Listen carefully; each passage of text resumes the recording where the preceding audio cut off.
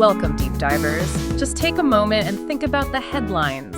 The stuff that's been dominating our lives lately. It's pretty relentless, isn't it? Exactly. Wars, economic instability, social fragmentation, environmental crises.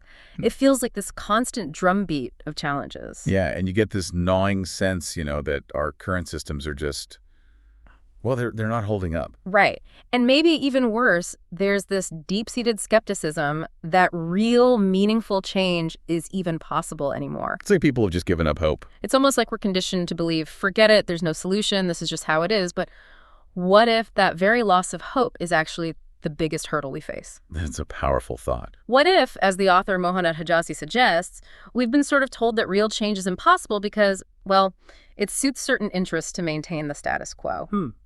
Today, we're embarking on a deep dive into a really powerful new book that dares to challenge that cynicism head-on, asking, what if there's a fundamentally new way forward? And what's truly fascinating here is how the author directly confronts these deeply ingrained beliefs we have about economic change, about the limits of human systems. It's not just tinkering around the edges. Not at all. This isn't just another incremental tweak to capitalism or, socialism. Our mission today is to unpack Mohanad Hijazi's compelling book, Unitarism, which offers a really unique blueprint. So we're going to break it down. We're going to give you a shortcut, really, to understanding a system designed not for some theoretical perfection in an ivory tower, but explicitly for the complexities, the messiness of the real world. And make it accessible. We'll grasp its sharp critique of traditional systems, explore its core principles, and discover how it proposes to create a more equitable, sustainable, and prosperous world, all in a way that hopefully cuts through the academic jargon and makes it truly easy to understand. Okay, let's start right there then with this pervasive feeling you mentioned that we've kind of lost faith in the future. It's a powerful and frankly deeply relatable starting point for the book, isn't it? It really is. Yeah. It resonates because it suggests a far deeper issue than just, a string of bad policies or a few bad actors. This is systemic. Right. Hijazi points out that if you ask the average person today if they genuinely believe things will improve for them or for society as a whole, the answer is often a pretty resounding no. And that's not just random pessimism. Absolutely not. That widespread pessimism isn't born in a vacuum. It's a direct result of decades of witnessing broken promises, these seemingly endless cycles of boom and bust. Yeah. And economic systems that consistently, almost religiously, prioritize abstract notions of profit or state control over the actual well-being of people. That takes a toll. It erodes trust completely. Exactly. And when you step back and connect this to the bigger picture, it becomes clear that our existing systems often operate on a rather idealized version of humanity. Like we're all perfectly rational economic actors. Precisely. A version that, quite frankly, simply doesn't exist. And this immediately raises an important question.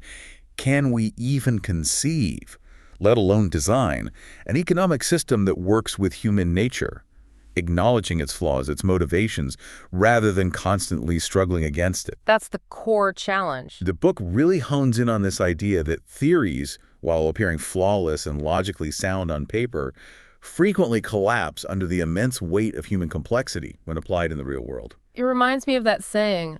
George E.P. Box. All models are wrong, but some are useful. That's the one. It's so true here. It's crucial because theories in fields like physics or chemistry, they often succeed brilliantly because they deal with predictable, immutable elements. You know what hydrogen will do. Right, consistent rules. But economic systems, they deal with us, people. Yeah. And we are unpredictable forces, driven by this messy cocktail of emotions, ambitions, fears, power struggles, and sometimes just plain irrationality. We're complicated. Deeply.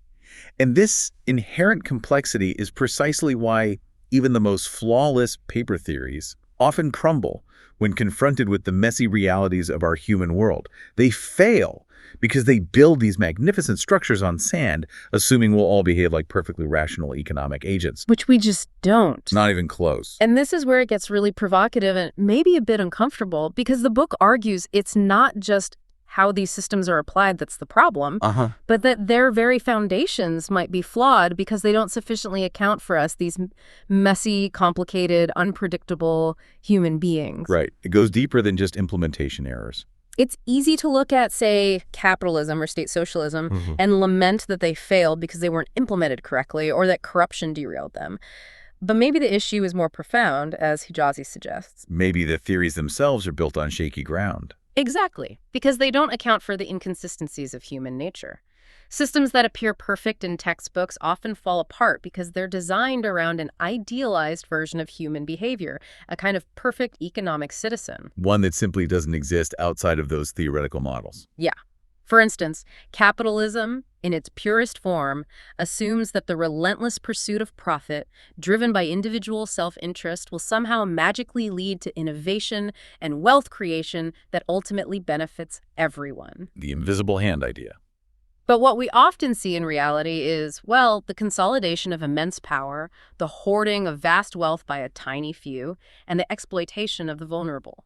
And on the flip side, many forms of socialism assume that collective ownership and a focus on the common good would naturally lead to fairness and shared prosperity. The ideal outcome. Yet history has shown us how challenging it is to prevent bureaucratic stagnation, or how it can stifle individual innovation, or avoid the concentration of power in different forms, leading to a lack of dynamism. It's a recurring pattern. It brings to mind that famous observation from Milton Friedman, who said, maybe a bit cynically, that capitalism would require angels to work perfectly.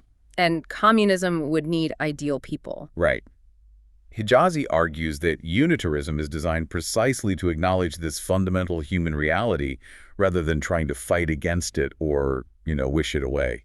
So it accepts our imperfections. It aims to work within our imperfect world, understanding that people are driven by self-interest and by collective good, and aiming to align those impulses for broader benefit. Interesting. So it tries to channel those drives. It seeks to create a framework where those natural human drives can constructively contribute to a stable and prosperous society instead of constantly creating friction and inequality. Okay, so with that urgent context and Mohanad Hijazi's really deeply personal experience, surviving 3 wars, restarting life 4 times. It gives him a unique perspective, doesn't it?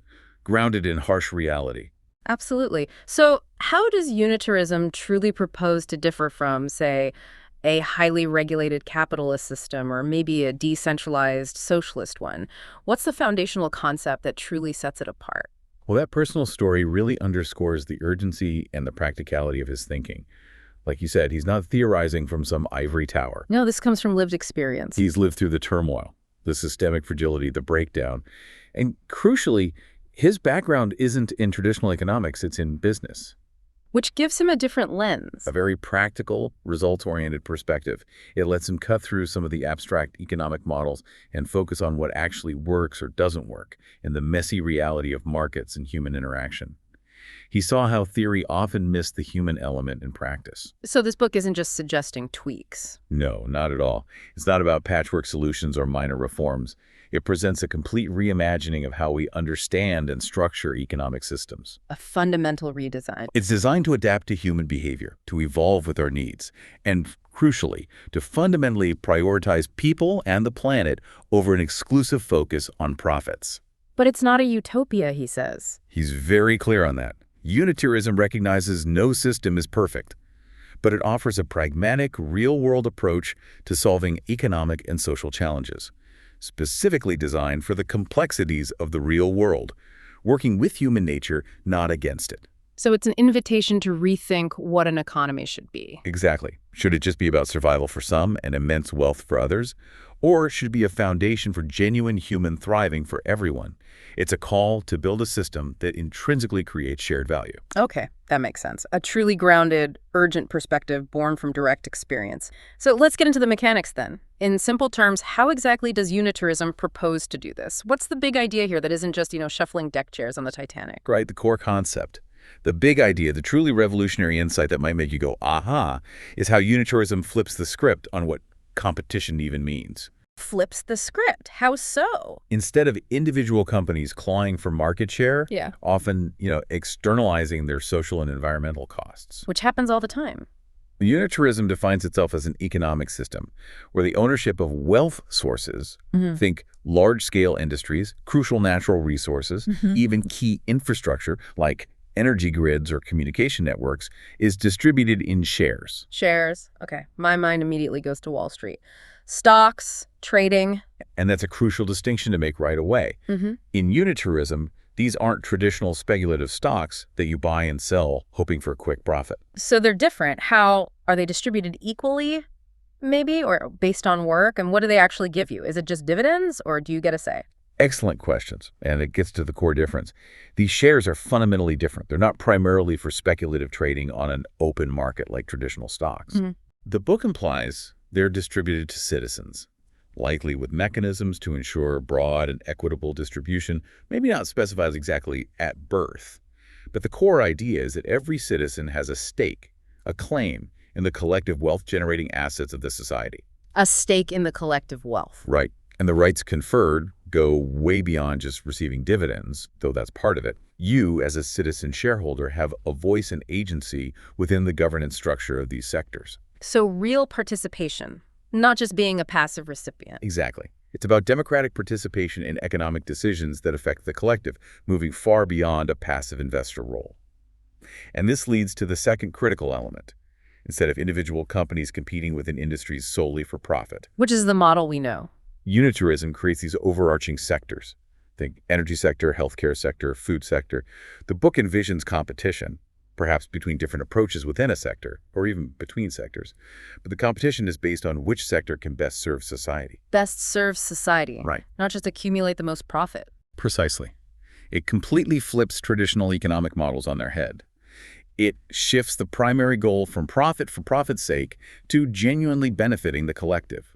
Societal impact becomes the primary measure of success. That's a critical difference. Best serves society isn't just a feel-good phrase then. So what are the tangible, measurable outcomes that define success in this model? How do we know a sector is serving society better than another? Is it like a scorecard? That's a crucial point, and no, it's not left vague. Best served society isn't just aspirational talk. The book implies specific measurable outcomes become the new metrics, the new scorecard, as you put it. Okay, give me an example. Think about it. A healthcare sector, for instance, wouldn't primarily compete on its quarterly profits. Instead, it might be evaluated and incentivized based on metrics like reduced wait times for essential procedures, universal access to cutting-edge treatments regardless of income, measurable improvements in population-wide health outcomes, or even the mental well-being of its workforce. Tangible results for people. Exactly. Or an energy sector might be measured on its progress towards 100% renewable energy adoption, reduced energy poverty across the population, efficient resource use, or minimizing its environmental impact footprint. So the goals are societal, not just financial. Right. These are tangible collective goals that redefine what economic success looks like, moving beyond a simple profit and loss statement to a much broader societal impact scorecard. This forces a mindset shift from individual gain to collective thriving, right from the very foundation. And the book lays out specific principles for this. Yes, to put a finer point on this vision for economic harmony, the book lays out 5 core principles that guide Unitarism's design. Let's hear them. First, and perhaps the most fundamental, is aligned interests. This means that the success of businesses and sectors is directly and structurally tied to the well-being of their workers, the community they operate within, and the health of the environment. How does that work in practice? Profit sharing and employee ownership are key mechanisms here. Imagine a highly successful global tech company.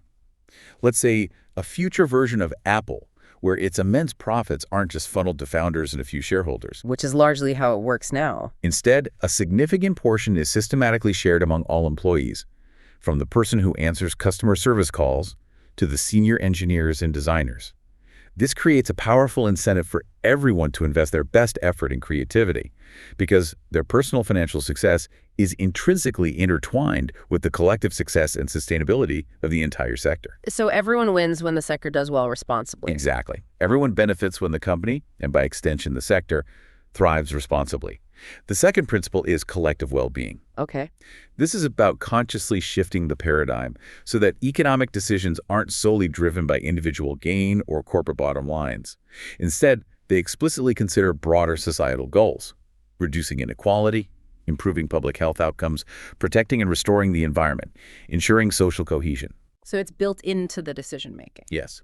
So while entrepreneurs are still encouraged to innovate and create value, they're also expected, as part of the system, to reinvest a meaningful portion of profits back into community development, public education initiatives, or critical environmental restoration projects.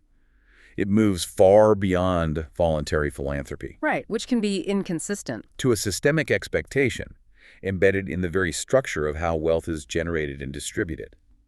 Third, sustainability as a core design element. This sounds crucial. It is. This is not an afterthought, not some greenwashing exercise or a corporate social responsibility initiative tacked on at the end. Environmental responsibility is built directly into the DNA of how the entire economy operates. So it's fundamental. Businesses are mandated and supported to minimize waste, aggressively recycle materials, and dramatically reduce their carbon footprint from day one. Consider manufacturing businesses. They would be required to meet stringent environmental standards, not just as a regulatory burden, but as a foundational operating principle. And they get help with that. Crucially, yes. They would be supported by government incentives for developing and adopting green technologies, and by public investment in sustainable infrastructure. Environmental stewardship literally becomes an inherent and non-negotiable part of doing business, embedded in every sector's objectives. Okay, what's the fourth principle? Fourth, innovation with responsibility. Unitarism highly values innovation as a driving force for human progress.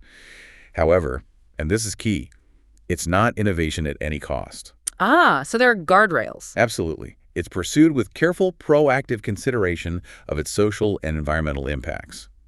The goal is that innovation should genuinely enhance the quality of life for all, and its benefits should be shared equitably across society. Like with AI or biotech. Precisely. Advances in transformative fields like artificial intelligence, biotechnology, or new materials science, for instance, would be guided by explicit ethical considerations and public good directives. Their benefits would be distributed widely, preventing scenarios like mass job displacement without adequate support or retraining for workers. Or breakthroughs only benefiting the rich. Exactly. It's about ensuring progress serves humanity broadly, not just a niche market. And fifth, equity and fair access to opportunities. Leveling a playing field. That's the goal.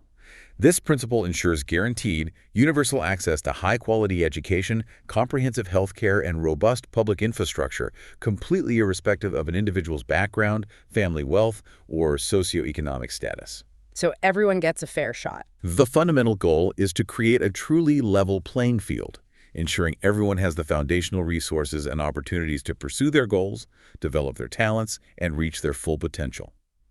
High-quality education from early childhood to advanced learning and universal health care would be available to all citizens as a right, not as a privilege dependent on their financial standing. Like a social safety net, but also an engine for potential. Exactly. It's about nurturing the human capital of an entire society, making sure everyone can contribute and benefit meaningfully. That's a truly holistic vision, really weaving social and environmental goals right into the economic fabric. This sounds like a profoundly different role for the state and for businesses than what we're typically used to. It feels less like top-down control and more like completely different kind of partnership, isn't it? Like everyone actually gets a seat at the table. That's a great way to put it, a partnership. But I'm curious, though, that facilitator and regulator role for the state sounds promising, but history is, well, it's full of examples where even well-intentioned state involvement led to bureaucracy, inefficiency, or maybe unintended consequences. That's a very fair and crucial question. How do you avoid those pitfalls? Exactly. How does unitarism specifically build in safeguards against state overreach or prevent these new sector councils from just becoming new centers of power that might resist necessary change down the line? It's a key concern, and the book addresses this by emphasizing that the state in unitarism acts primarily as a facilitator and regulator, deliberately not a micromanaging central planner. So setting the rules, not playing every position on the field. Exactly. Its role is to enable, to set the parameters, and to enforce the collective good, but not to dictate every micro-decision. For instance, it facilitates aligned interests by setting clear, evidence-based environmental standards, and then incentivizing green technologies through supportive policies and investments. Rather than just banning things. Right. It regulates for fair labor practices and social responsibility, but these regulations are explicitly designed to align with societal well-being and long-term sustainability, rather than stifling innovation unnecessarily. Can you give an example of that kind of balance? A great real-world example that hints at this balance is Denmark's energy policy. The government there worked closely with private companies and, importantly, community cooperatives to promote wind energy. They created a robust framework that encouraged both innovation and sustainability. So the state enabled, but didn't dictate the specifics. Precisely. The state set ambitious goals and provided support, but allowed diverse entities, private and cooperative, to drive the actual implementation. This shows how the state can be a pivotal force without being overbearing or centralizing all power. I see. So it's less about command and control and more about creating the right ecosystem. What's also key here, you mentioned, is the emphasis on decentralized decision-making. Where exactly does that power shift to? Is it really local? Yes, significantly. It shifts significantly to communities and to these sector-specific councils we discussed. Local governments, local businesses, and individual citizens are empowered to make economic decisions that directly affect them. Tailored solutions. Exactly. Fostering innovation and tailored solutions for specific local needs. And this provides a crucial safeguard against state overreach. Decisions are pushed down to the most relevant level, closest to the people affected. Like that Mondragon example in Spain. Think of it like the worker owners in Spain's Mondragon Corporation, where they have a direct say in their company's management. This model expands that sense of local ownership and agency across entire sectors, preventing a single distant authority from dictating everything. And what stops these councils becoming mini dictatorships? Well, the councils themselves, being composed of various stakeholders, including citizens, would have built-in mechanisms for review and democratic accountability. They're not intended to be unchecked power bases. Furthermore, business responsibility and accountability are paramount in unitarism. Beyond just profit. Way beyond. Businesses aren't seen merely as profit-making machines. They're explicitly viewed as essential contributors to societal well-being, creating value for all stakeholders, not just shareholders, but also their workers, their consumers, and the community at large. So CSR isn't just optional marketing. No, corporate social responsibility, or CSR, isn't just a voluntary marketing ploy. It becomes a core, non-negotiable expectation. Transparency is crucial here.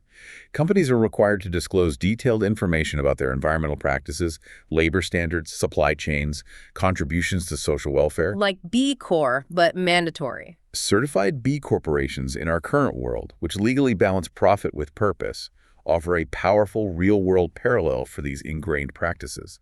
They demonstrate that businesses can indeed thrive while adhering to broader social and environmental goals. Unitarism makes that the standard. And it's not just government and business. No, absolutely not.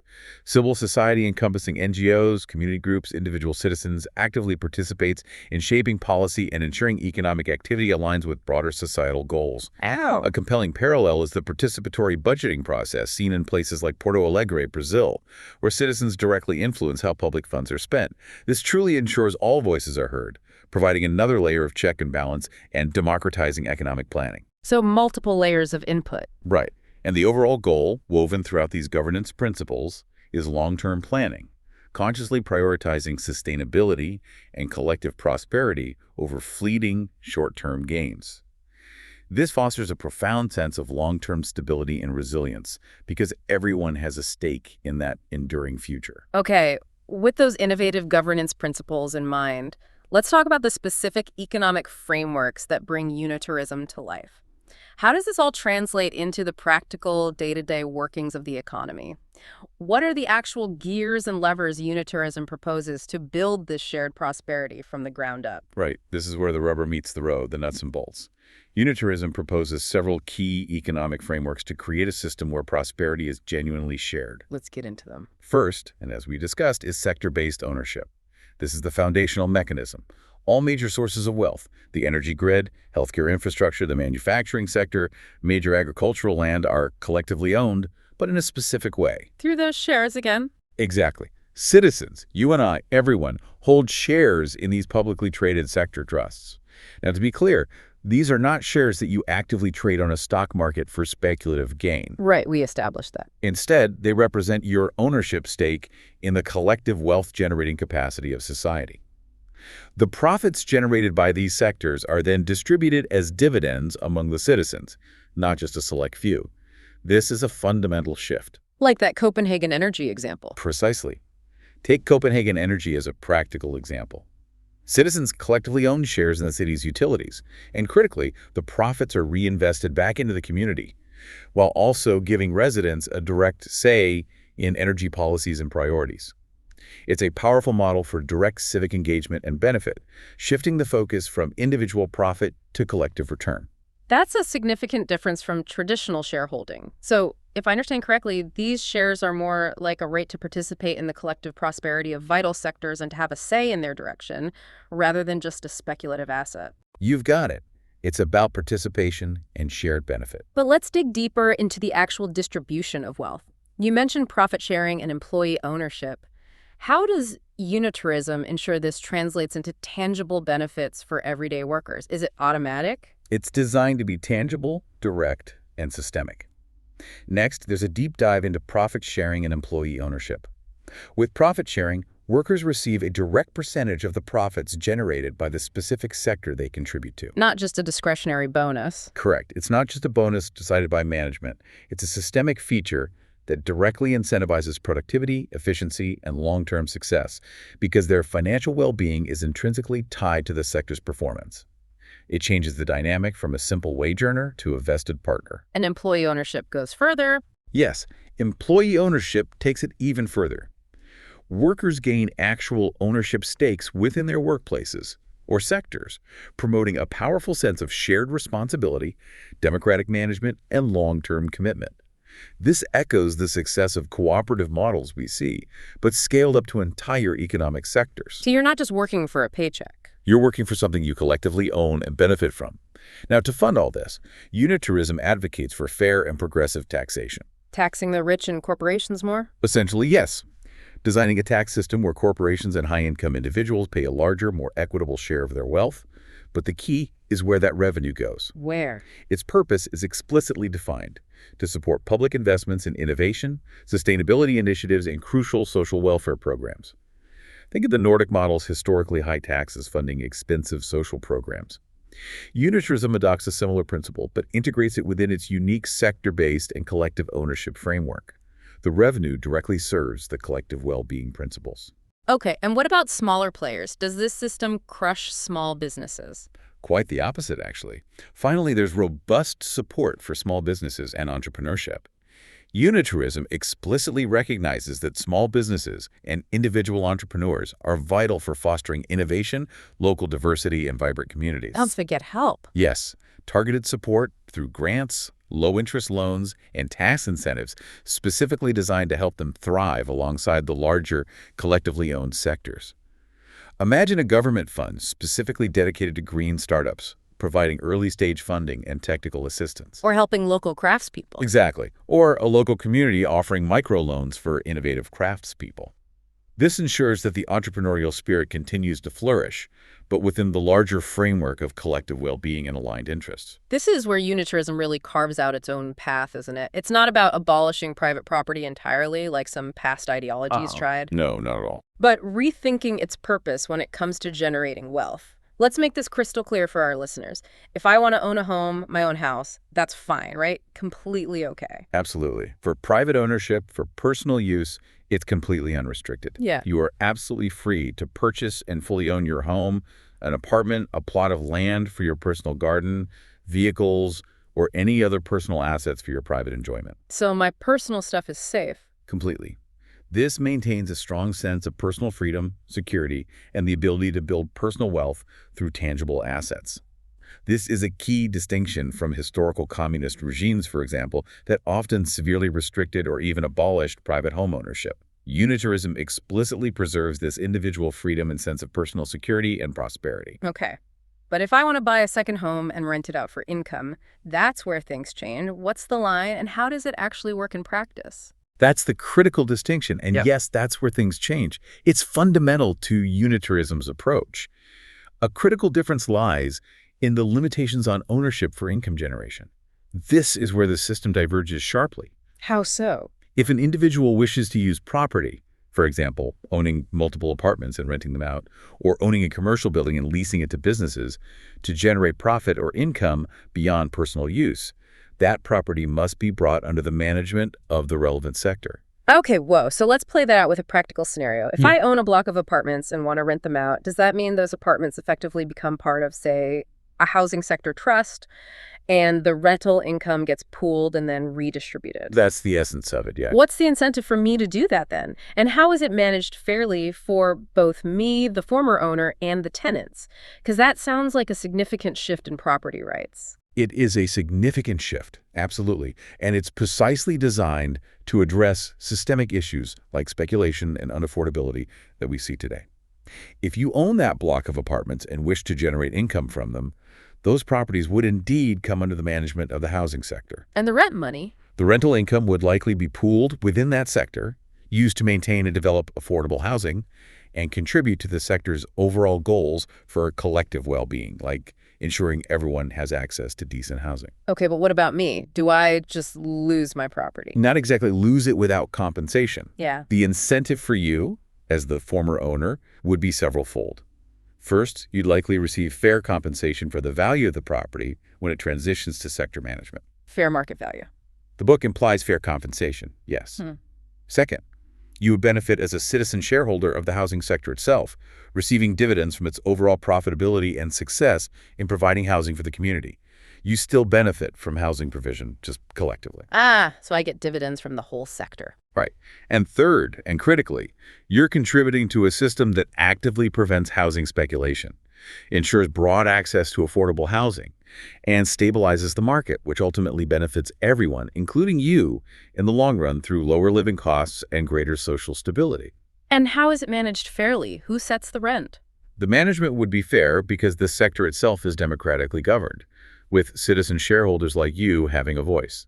Rental rates would be set based on community needs and affordability metrics, not purely driven by maximizing profit from market speculation. So it removes the profit motive from basic needs like housing. Exactly. Yeah. This structure prevents the monopolization of essential assets for purely personal gain, actively discourages speculative bubbles that can destabilize economies and displace communities, and ensures that income-generating property is inherently tied to the collective goals of the sector, providing housing as a right, not just a commodity. Like that Singapore example you mentioned. A parallel can be seen in Singapore's housing market, where rental markets and public housing are tightly controlled to prevent speculative bubbles and keep housing affordable for citizens.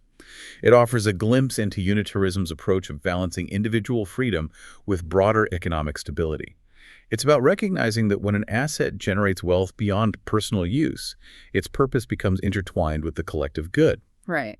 If we connect this to the bigger picture, it's about shifting from property as a purely speculative asset, something to flip for profit, to one that, if it generates income, inherently contributes to the collective good. Precisely. This raises an important question. How does this fundamental shift in ownership and economic purpose actually impact our collective efforts to tackle those huge societal problems like income inequality, labor rights, climate change, education, which seem so intractable, so insurmountable under our current systems? That's exactly the point. This new framework directly informs Unitarism's solutions to these very challenges. It's designed to make tackling them feasible. Let's delve into some of the key societal issues it addresses, starting with income inequality. Which is just getting worse and worse globally. The problem is stark and persistent, right? In capitalist systems, the wealth gap continues to widen at an alarming rate. The richest 1% often hold more wealth than the bottom 50% combined. And the book argues this isn't just about individual effort or lack thereof. No, it's systemic. It's due to deep systemic factors like inherited wealth, entrenched privilege, and the unchecked power of monopolies. Unitarism tackles this head-on by fundamentally aligning interests to share wealth more equitably without stifling innovation. How? Through those mechanisms again. Exactly. This includes the mandatory profit sharing and employee ownership we talked about, where, for instance, a company like Apple's profits would be shared directly with all its employees, creating a sense of shared prosperity from the start. So wealth is distributed more at the source. Right. And this is combined with progressive taxation, which places a higher burden on wealthy individuals and corporations, with that revenue then explicitly reinvested into essential public services like education, healthcare, and infrastructure for everyone. Like Mondragon, but scaled up. Cooperative enterprises like the Mondragon Corporation in Spain, which are worker-owned and operate on profit-sharing principles, are living proof of how worker ownership and shared profits can create significantly more equitable and stable societies.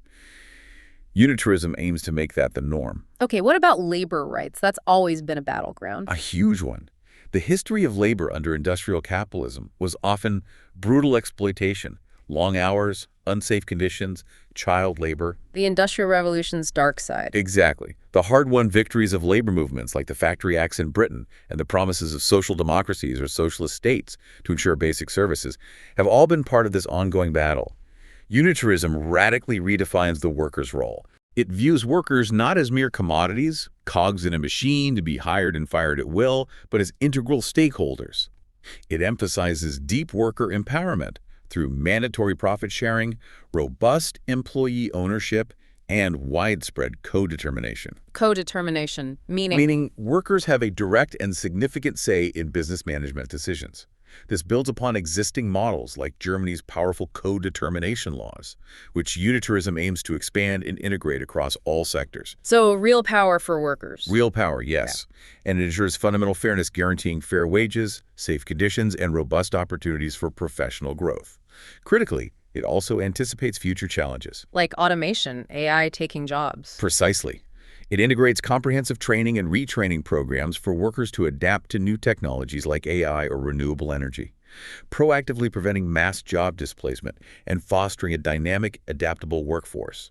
It doesn't leave people behind. And crucially, education, which is truly the bedrock of any thriving society. You mentioned it gets deeply addressed. Absolutely fundamental. Because in many current systems, particularly capitalist ones, education is increasingly treated like just another commodity, right? Exactly. Leading to unequal access, crippling student debt, and a system that often prioritizes narrow market demands over holistic human development. Well, some public systems can be rigid.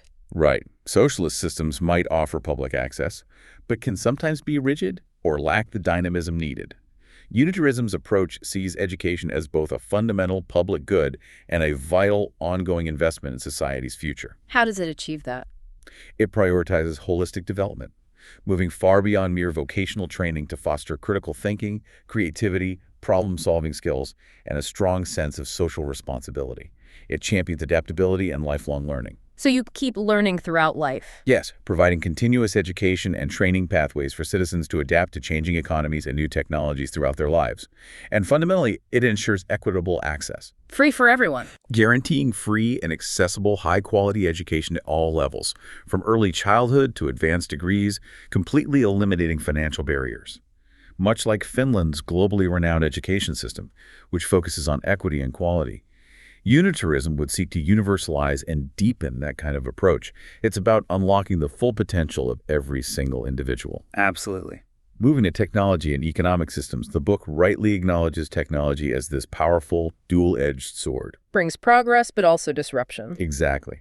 From the sweeping changes of the Industrial Revolution to the rapid advancements of the digital age, technology consistently brings immense potential for growth and progress, but also significant challenges: job displacement, widening inequality, and often profound environmental harm. Like the Luddites feared, or the wealth concentration in big tech today. Precisely.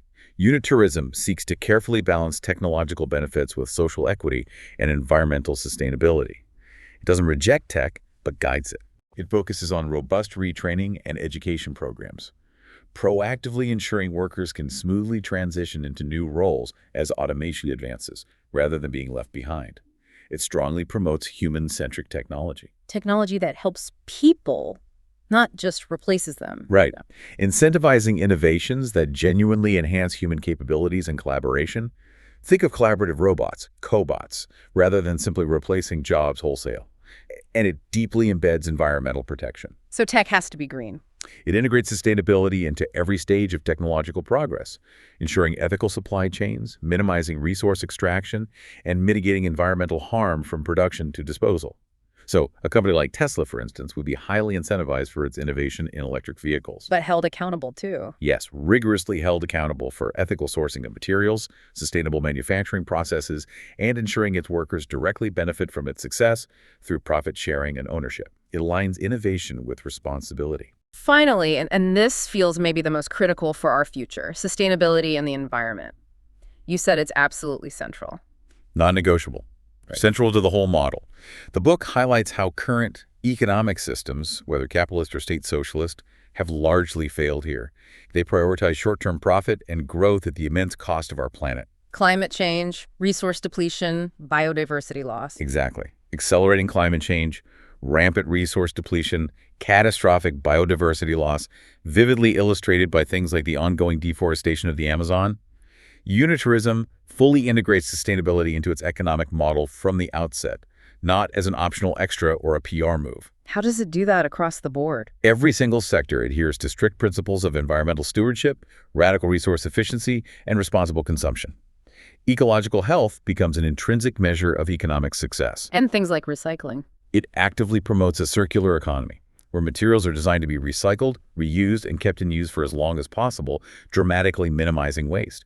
And it backs this with strong government support. Incentives again. Powerful incentives for green technologies, sustainable land use, renewable energy, while imposing meaningful penalties for environmental degradation. Denmark's pioneering leadership in wind energy. The Ellen MacArthur Foundation's promotion of circular economy principles with major companies like Unilever and IKEA. These offer powerful, real-world examples that unitarism would universalize. It's clear unitarism isn't just about abstract economic models. It's deeply intertwined with these huge social and environmental questions of our time. It's really trying to tackle these head-on by fundamentally rethinking how we value things, from property to profit to planetary health. Indeed. What this framework suggests, really, is that a truly viable and resilient economic system in the 21st century must actively account for these human and planetary costs, not merely externalize them, as our current systems too often do. It's a compelling vision. It is, but it immediately raises that important question. How do we actually start making this vision a reality across the globe? What's the practical step-by-step path forward to transition from where we are now, with all its inertia, to unitarism? That's the million-dollar question, right? Because an idea, no matter how brilliant, is only as valuable as its implementation strategy. How do you get there from here? Exactly. And the book does lay out a step-by-step transition process, recognizing this isn't some overnight flip of a switch, but a gradual evolutionary journey. Sensible. What's the first step? The first crucial step involves robust policy reforms. This means laying the legal and institutional foundation at both national and local levels. Building the scaffolding. Right. We're talking about amending labor laws to mandate profit sharing across sectors, establishing comprehensive sustainability standards for every industry, and creating the necessary legal structures for these democratically governed sector councils to operate effectively. So the legal framework comes first. These reforms are designed to be the foundational scaffolding, ensuring that businesses, workers, and governments are all aligned in their efforts to promote shared prosperity and environmental stewardship. Okay, policy is one thing, but you need people on board. Absolutely. The next step is building widespread public awareness and support. This is critical. For unitarism to succeed, it needs the public behind it, deeply understanding and buying into its principles. Getting public buy-in. This means engaging citizens in a broad, accessible conversation, directly addressing common fears, particularly around individual freedom or personal wealth accumulation, or maybe the impact on innovation. Tackling the skepticism head-on. Exactly. It requires clearly communicating the profound benefits through widespread education campaigns, public forums, grassroots movements, and highlighting real-world successes, even partial ones, where unitarist principles are already at play, is key to building trust and countering skepticism. Showing it can work, like those examples we discussed. Precisely. Imagine public education campaigns explaining how successful green energy projects or worker-owned cooperatives are already demonstrating these principles in action. Then comes incentivizing business participation. Bringing businesses along. While some businesses might initially resist, others will undoubtedly see the long-term value and stability offered by unitarism. Governments would strategically offer compelling tax incentives, targeted subsidies, or direct grants for companies that proactively adopt unitarist principles. Carrots, not just sticks. Right, like offering support for adopting employee ownership models, comprehensive profit sharing, or advanced green technologies. For example, businesses that transition to a cooperative ownership model could receive significant financial support, or preferential treatment in government contracts, or access to low-interest loans. Making it advantageous to switch. This gradually makes unitarist practices not just desirable, but the new standard for doing business. And of course, we must directly address resistance. Because there will be resistance. Oh, absolutely. Implementing such a profound societal and economic shift will inevitably face pushback, often fierce, from entrenched interests, large corporations, wealthy elites, political factions who benefit immensely from the status quo. How does the book suggest handling that? It suggests a multi-pronged strategy. engaging in open, transparent dialogue to address concerns, creating a phased and adaptable approach to reforms to allow for adjustment, and continually showcasing the proven success stories to demonstrate the long-term stability, equity, and overall benefits of unitarism, making the case that everyone ultimately stands to gain from a more stable and just system. Showing the win-win potential. And finally, it strongly emphasizes empowering local communities. Unitarism explicitly calls for decentralized decision-making, Back to that local control. allowing local governments and communities to adapt and implement unitarist principles tailored to their unique needs, cultural contexts, and specific economic landscapes. This could mean establishing community-owned enterprises in specific regions, developing bespoke regional sustainability plans, or creating local sector councils that address immediate community needs. So it's flexible, not rigid. Exactly. This fosters innovation and responsiveness at the local level, ensuring that the system is flexible and truly reflects the diverse needs of its people, rather than imposing a single rigid model from above. Absolutely. And what's particularly compelling, as you hinted, is that the book doesn't just theorize about implementation. It offers real-world case studies, providing a powerful proof of concept for elements of unitarism that are already at work around the globe. These aren't just abstract ideas, they're happening on the ground, proving the viability of these principles. Exactly. Consider the renewable energy sector. Denmark's wind energy model is a prime example.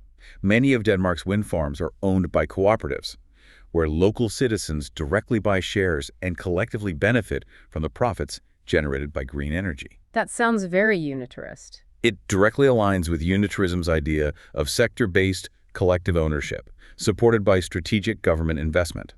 Much like Germany's Energiewende, which has driven a significant transition to renewable energy through public investment and progressive regulations that foster private and cooperative participation. These models show how local ownership can drive both economic and environmental progress. What about other sectors? Healthcare. In the healthcare sector, the Mondragon Cooperative in Spain offers a compelling and robust model. It's a worker-owned system where healthcare facilities are managed democratically, and critically, any profits are reinvested directly back into improving services and expanding access, rather than being siphoned off for private gain. Healthcare as a public good in action? Precisely. It mirrors unitarism's goal of treating healthcare as a fundamental public good, ensuring both financial sustainability and equitable access to high-quality care. For the education sector, Finland's renowned system stands out. We mentioned Finland earlier. Yes, it's also entirely publicly funded, universally accessible, and places a strong emphasis on local management, extensive community involvement, and holistic child development that goes beyond rote learning. Unitarism envisions building upon this model, empowering teachers, students, and local communities even further to shape their educational future, ensuring equity and excellence for all. In agriculture, food is pretty fundamental. Absolutely. In the agriculture sector, cooperative farming, seen in places like Spain and Brazil, demonstrates how farmers can collectively own land, share profits, and jointly adopt sustainable, environmentally friendly practices. This ensures not only the equitable distribution of wealth, but also the long-term health of the land and local food security. These examples show how collective action can lead to both economic and ecological benefits. Wow, so pieces of this are already working. These diverse examples, from vastly different parts of the world and different economic scales, already powerfully demonstrate the potential for collective ownership, profit sharing, and sustainability. They're not perfect, complete unitarist systems, obviously, but they embody core principles. Which really lends credibility to the whole idea. It does, but Yeah. it also raises that important question. What does it truly take to scale these successes globally? And what profound challenges might arise when attempting to implement such a comprehensive system across such a diverse world? That's the ultimate challenge, isn't it? Scaling unitarism globally, which the book delves into.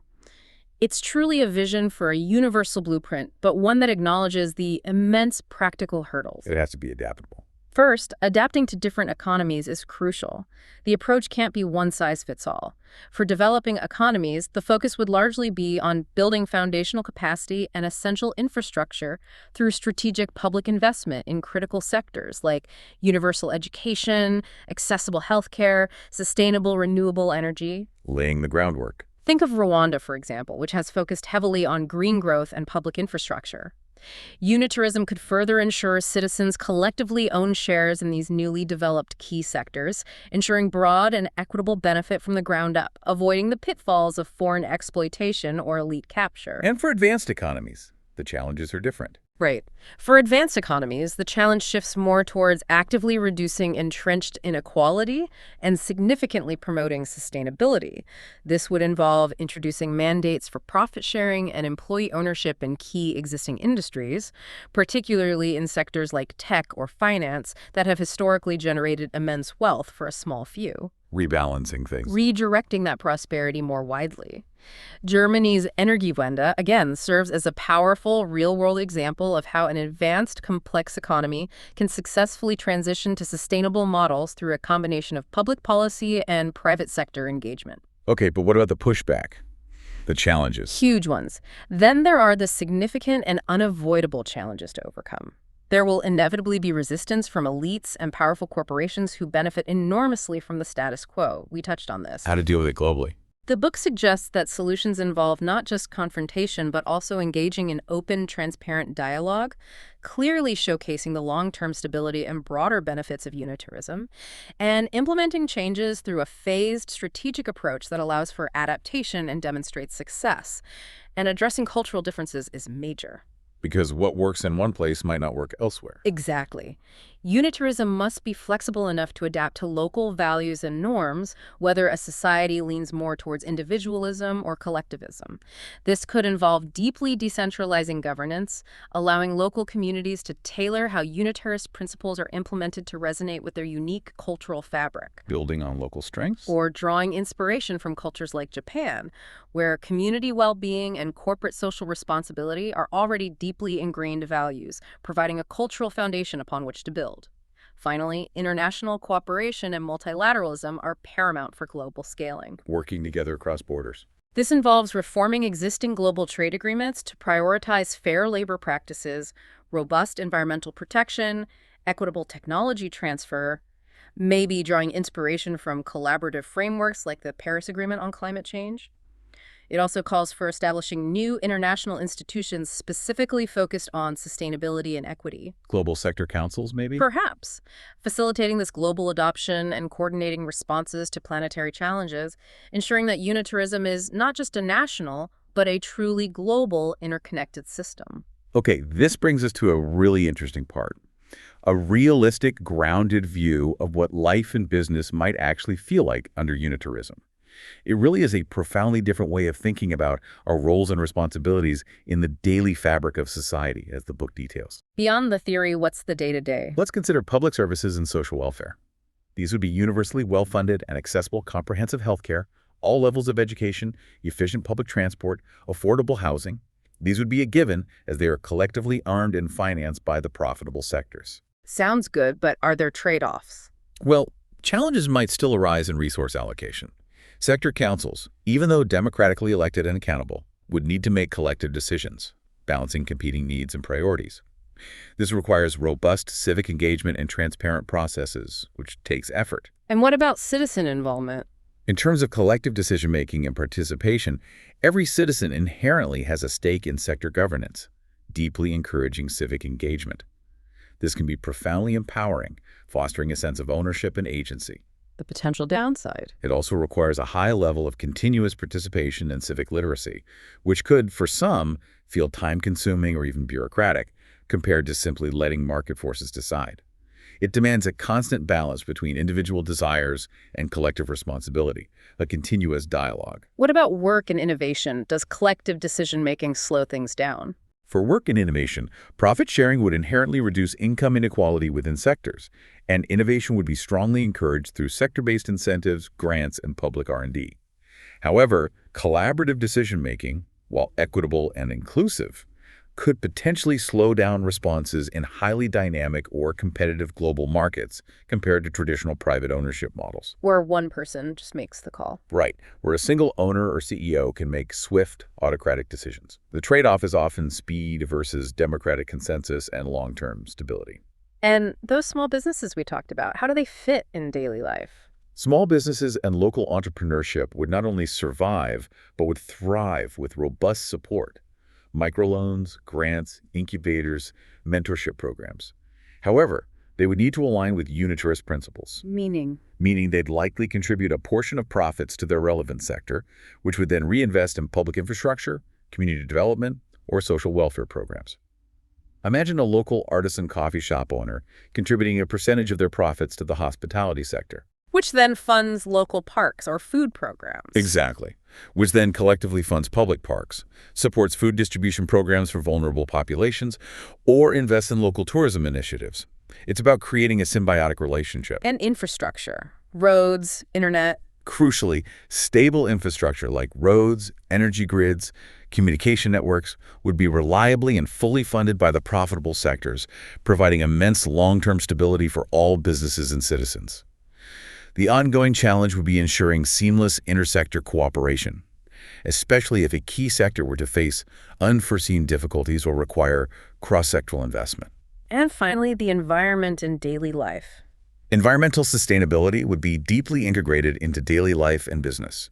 Strict environmental regulations, continuous reinvestment in green technologies, circular economy practices would simply be the norm, part of the background radiation of society.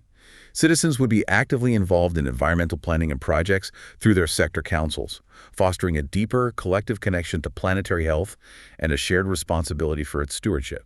This gives us a really granular picture of what living and working in a unitarist world could feel like, beyond just the grand theories. It's certainly a different way of thinking about our roles and responsibilities, shifting the emphasis from individual accumulation to collective well-being. But how would this system hold up when things inevitably go wrong? Because crises, financial shocks, pandemics, natural disasters, they're a constant reality. How does unitarism ensure stability and resilience, especially when facing global shocks? That's a critical stress test for any new system, isn't it? How does it handle the storm? And the book addresses it head-on. Unitarism is explicitly designed to enhance stability and resilience in times of crisis. So, First, unitarism aims to significantly reduce the likelihood of financial crises in the first place by largely eliminating debt-driven instability, meaning a systemic reduction in excessive corporate or government debt fueled by speculative practices, and by preventing extreme economic inequality through its built-in profit-sharing mechanisms. which act as a buffer. Exactly. It creates a crucial buffer against the kind of systemic collapses we've witnessed. Think of the devastating 2008 global financial crisis, or countries like Greece facing severe austerity measures.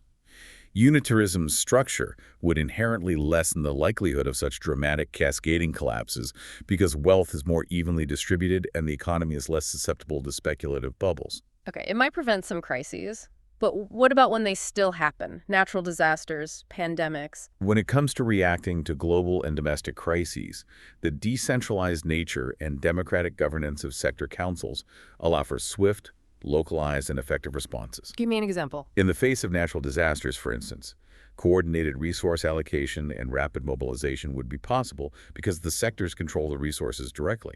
Essential public services would be designed to remain operational, a stark contrast to the often slow, fragmented, and inequitable responses seen in some traditional systems, like during Hurricane Katrina. And pandemics. We just lived through one. For pandemics, fully funded, universal public healthcare systems would be the norm, capable of rapid resource mobilization for vaccine development, widespread testing, and equitable distribution of supplies, perhaps inspired by effective responses like South Korea's rapid testing and tracing. And even during periods of political instability. When government might be shaky. Decentralized economic governance means that essential sectors, like food or energy, could continue functioning, providing vital goods and services to citizens, unlike the total economic collapse seen in places like Venezuela during turmoil.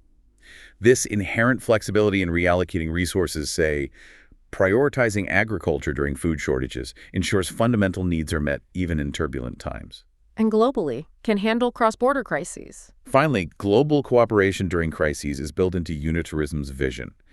The idea of international sector councils would enable coordinated action on massive cross-border challenges like climate change, drawing inspiration from successful multinational agreements like the Paris Agreement. And health crises. It would also facilitate coordinated public health responses, critically eliminating profit-driven motives from crisis response by ensuring that essential medicines and technologies are developed and distributed based on need, not market price or national hoarding. It's about collective survival, not individual gain in the face of shared threats. Indeed.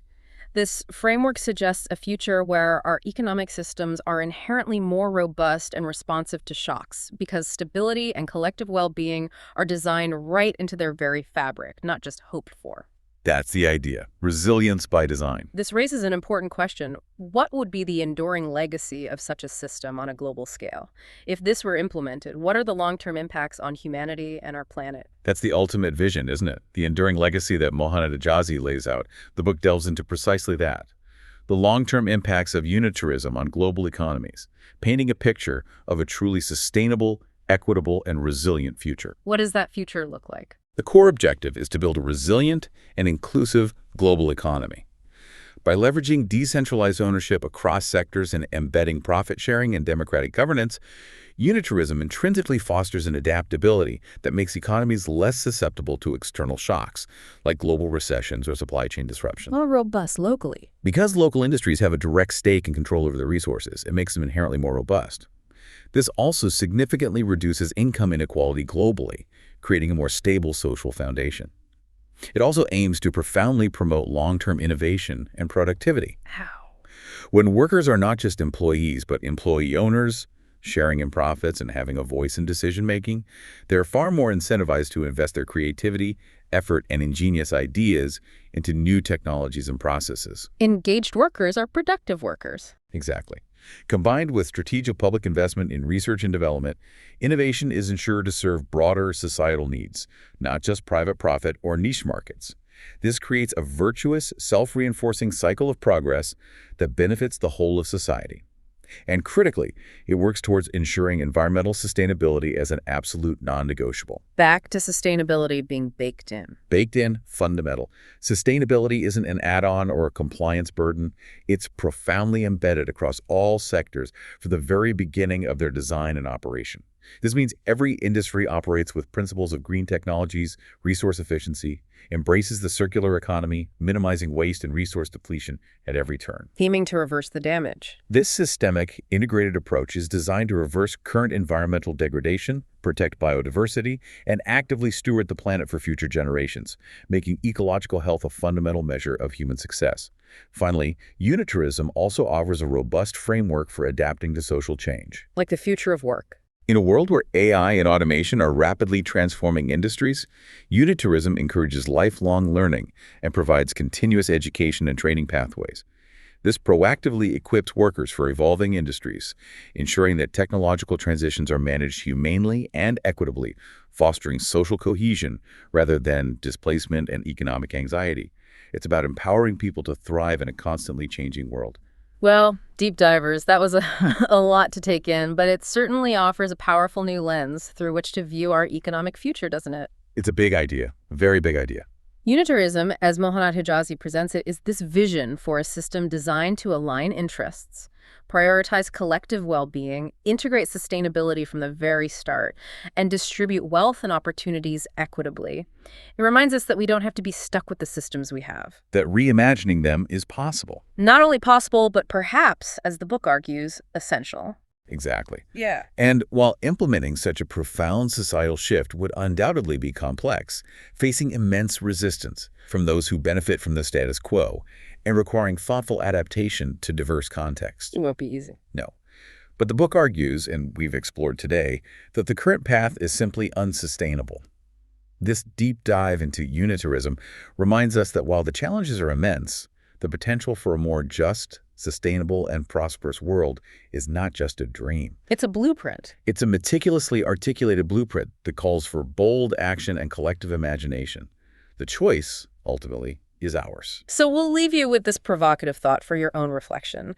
If our economic systems truly worked with human nature and for the planet, prioritizing collective well-being and shared prosperity, what would be the first thing you would want to see change in your own community or industry? Yeah, what's your priority? How might even small steps toward aligned interests and shared responsibilities start to build that future? Something to think about.